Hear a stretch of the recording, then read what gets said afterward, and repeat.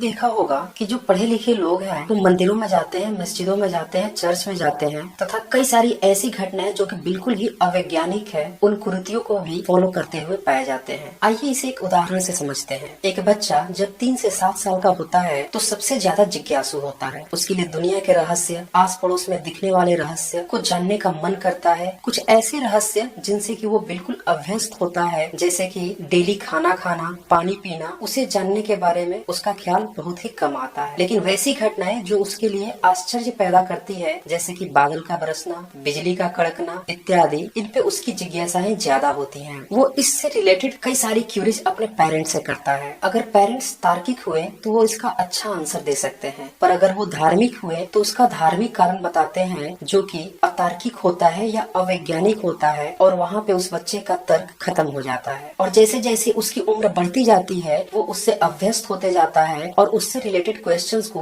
Avoid करने लगता है, उससे रिलेटेड बातें भी नहीं करता और उसे अपने दैनिक जीवन का हिस्सा बना लेता है। समय बीतने के साथ यही धार्मिक प्रैक्टिसें उसके जीवन का एक अमूल्य हिस्सा बन जाती है, जिसमें तर्क का कोई स्थान नहीं होता। बस वो पीढ़ी दर पीढ़ी परंपरागत उसे ढोते रहता है और चाहे वो कितना भी पढ़ा लिखा हो उसमें कोई तर्क नहीं करता। उसकी सारी तर्क जो है उसके बिजनेस में, उससे पढ़ाई से रिलेटेड या अदर जगहों पे होती, धर्म में या परंपरागत प्रैक्टिसेस में कोई तर्क नहीं होता। अगर इस कहानी को ध्यान से देखें तो हम 2 बातें कंक्लूड कर सकते हैं कि वो बच्चा फ्यूचर में किसी अदर की वैल्यूज को या अदर के आर्गुमेंट्स को स्वीकार नहीं करेगा, क्योंकि उसके जो धार्मिक प्रैक्टिसेस हैं वो उसके जीवन का अमूल्य हिस्सा बन चुके हैं और वो उसे अपने मैटर ऑफ प्राइड से जोड़ के रखता है। मैटर ऑफ प्राइड कहने का मतलब ये है वो इसे गर्व समझ लेता है। गर्व बेसिकली एक डर होता है जो कि समाज से जुड़ा हुआ है कि समाज के लोग क्या कहेंगे, घर वाले क्या कहेंगे या रिलेटिव्स क्या कहेंगे, और इस कारण से इन प्रैक्टिसेस को कंटिन्यू करते जाता है। आइए इस उदाहरण का केस स्टडी करते हैं साइंटिफिक आंसर के अनुसार। जरा इस बात पर गौर करें, आप सुबह में न्यूज़पेपर खोलते हैं या टीवी खोलते हैं और आपको ऐसी खबर मिलती है कि अफगानिस्तान ने वर्ल्ड कप में ऑस्ट्रेलिया को हरा दिया है, या फिर हो सकता है कि आपको एक दूसरी खबर सुनने को मिले कि इंडिया वर्ल्ड कप जीत चुका है, या फिर एक थर्ड केस भी आपको दे रहा हूँ जिसमें आपको ये सुनने को मिले ऑस्ट्रेलिया डिफीटेड अफगानिस्तान, यानी कि ऑस्ट्रेलिया ने अफगानिस्तान को वर्ल्ड कप में हरा दिया है। इन तीनों केसेस को अगर आप ध्यान से देखें तो फर्स्ट केस में आपको सबसे ज्यादा आश्चर्य होगा कि अफगानिस्तान वर्ल्ड कप में ऑस्ट्रेलिया को कैसे हरा सकता है, यानी कि इसकी संभावना आपको बिल्कुल ही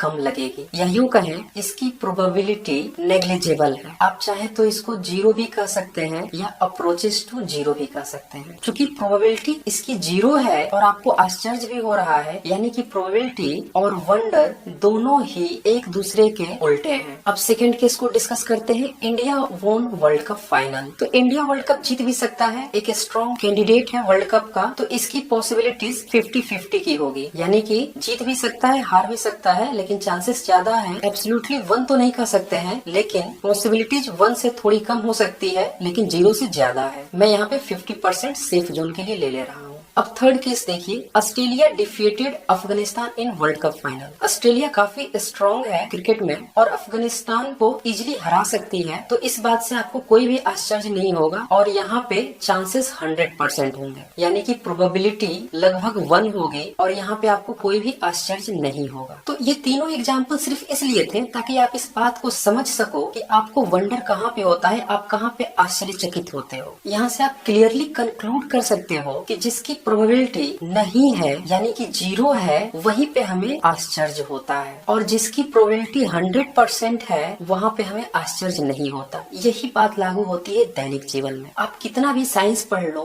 आप कितने भी एजुकेटेड हो जाओ, लेकिन आपका ध्यान जो डेली प्रैक्टिसेस में है वहाँ पे आपको आश्चर्य नहीं होता है, आप उस पर ध्यान नहीं दे पाते हैं, उसे आप जीवन का हिस्सा मान लेते हैं। वहाँ पे आपका कोई तर्क नहीं होता है और आप उसे पीढ़ी दर पीढ़ी ढोते रहते हैं बिना किसी आर्गुमेंट के। आइए अब एक दूसरे पहलू पे बात करते हैं। जब मानव समुदाय एजुकेटेड होने के बाद भी जो धार्मिक प्रैक्टिसेस हैं, जो कॉमन प्रैक्टिसेस हैं, जो कि अवैज्ञानिक है और अतार्किक है, उनको अपने मैटर ऑफ प्राइड यानी कि उसे अपने गर्व से, अपने स्वाभिमान से जोड़कर रखता है, वो कितना तथ्यात्मक है। क्यों वो सार्वभौमिक सत्य को स्वीकारने से डरता है? वास्तव में अगर आप ध्यान से देखें तो ये स्वाभिमान सिर्फ उसका वहम है, उसका डर है, और ये डर ये है कि समाज क्या कहेगा, अगल बगल के लोग क्या कहेंगे। इस इससे मुझे कोई फायदा होगा या नहीं होगा, और यही डर की भावना उसके तर्क को खत्म कर देती है। वो सार्वभौमिक सत्य को स्वीकार करने से डरने लगता है, उन्हें धार्मिक प्रैक्टिसेस में बंद कर रह जाता है और उन्हें डिस्कार्ड नहीं कर पाता। यहाँ पे एक वर्ड आता है यूनिवर्सल ट्रूथ, यानी कि सार्वभौमिक सत्य। आइए इस सार्वभौमिक सत्य को भी अच्छे से समझते हैं। 3 तरह के वर्ड से आप इस पूरे फिनोमेना को समझ सकते हैं। यूनिवर्सल ट्रूथ यानी कि सार्वभौमिक सत्य,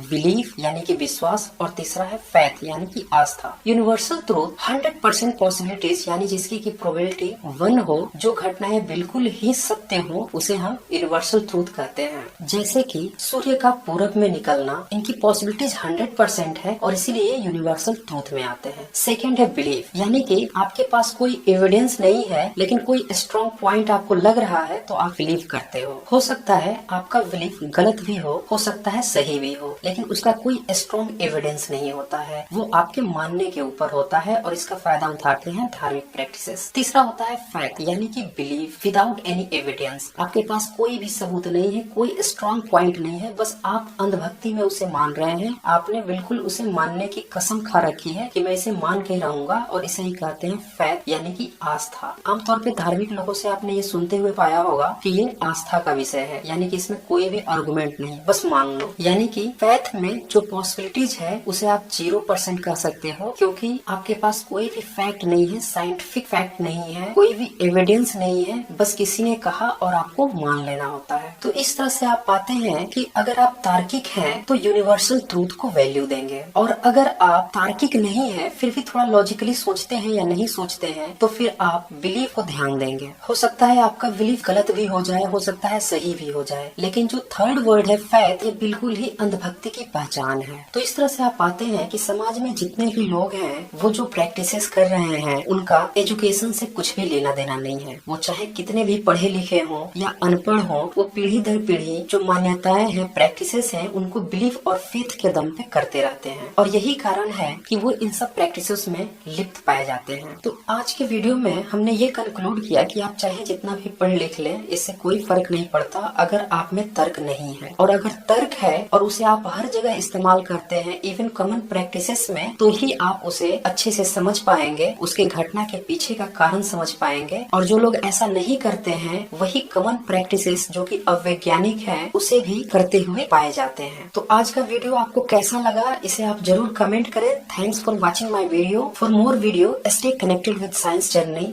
धन्यवाद।